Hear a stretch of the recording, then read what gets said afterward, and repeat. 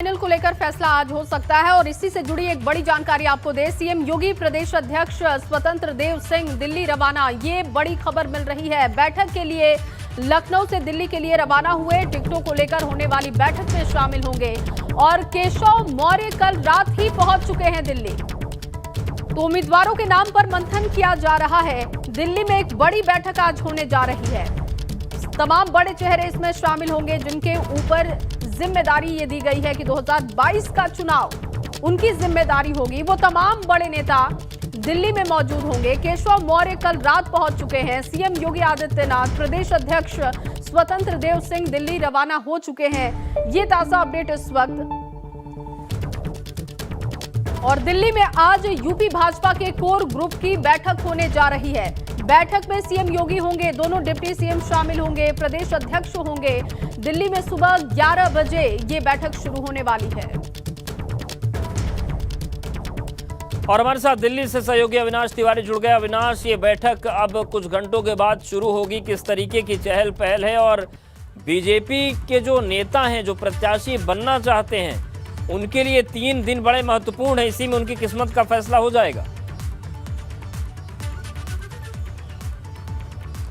जी बिल्कुल अवधेश, अगर बात करें तो मुख्यमंत्री 10:10 पे इंदिरा गांधी अंतर्राष्ट्रीय एयरपोर्ट दिल्ली पर लैंड करेंगे और वहां से सीधे 11 बजे बीजेपी मुख्यालय पहुंचेंगे, जहां पर यह बैठक होनी है। अगर बात करें तो आज की बैठक में मुख्यमंत्री, प्रदेश अध्यक्ष स्वतंत्र देव सिंह, इसके अलावा दोनों डिप्टी सीएम दिनेश शर्मा और केशव प्रसाद मौर्य के अलावा संगठन महामंत्री सुनील बंसल शामिल होंगे।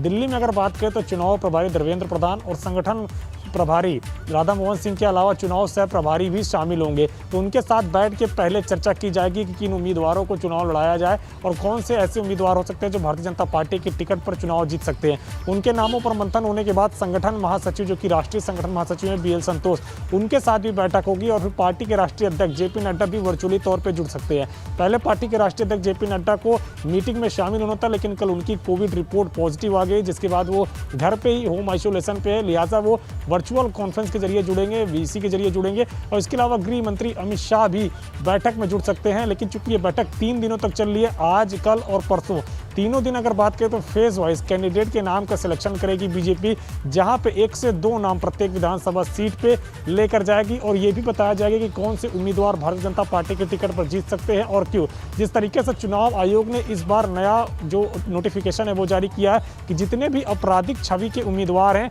उनको लेकर के जो बीजेपी है, चाहे जो भी राष्ट्रीय पार्टी हो, अगर वो टिकट देती है तो उनको बाकायदा प्रिंट मीडिया में, इलेक्ट्रॉनिक मीडिया में प्रचार करना होगा कि उनको आपराधिक छवि के व्यक्ति को टिकट दिया गया है और क्यों टिकट दिया गया है। तो लिहाजा बीजेपी ये नहीं चाहती है कि उसको इस तरीके का प्रचार करना पड़े कि आपराधिक छवि के लोगों को टिकट दिया गया तो क्यों दिया गया।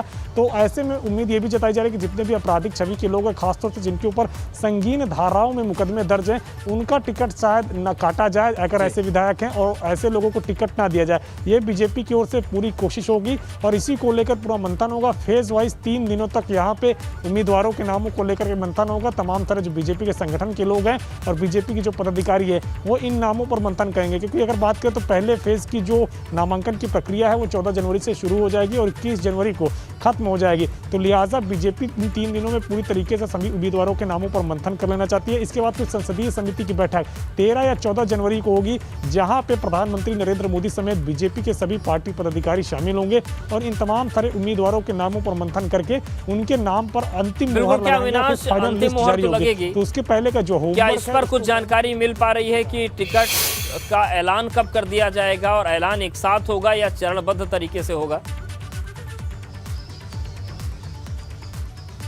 देखिए, अगर बात करें तो टिकट का ऐलान 15 जनवरी के बाद भारतीय जनता पार्टी करेगी, चूंकि अगर बात करें तो 14 जनवरी को बीजेपी जो खरमास लगा हुआ जो मकर संक्रांति है उसके पर्व के बाद 15 जनवरी के बाद टिकट का ऐलान करेगी और पहले तो फेज वाइज करेगी। पहले दूसरे फेज का टिकट एक साथ अनाउंस करेगी, उसके बाद फिर कुछ दिनों के बाद तीसरे चौथे फेज का एक साथ अनाउंस करेगी, फिर उसके बाद 5वें 6वें 7वें फेज का अनाउंस करेगी। चूंकि उत्तर प्रदेश के अंदर 7 फेजों में चुनाव होने हैं, तो लिहाजा सभी उम्मीदवारों के टिकट एक साथ बीजेपी अनाउंस सबसे पहले और दूसरे चरण के लिए उम्मीदवारों के नाम का ऐलान होगा। अविनाश, आप अपडेट आगे भी देते रहिएगा। फिलहाल के लिए आपका बहुत शुक्रिया तमाम जानकारी के लिए।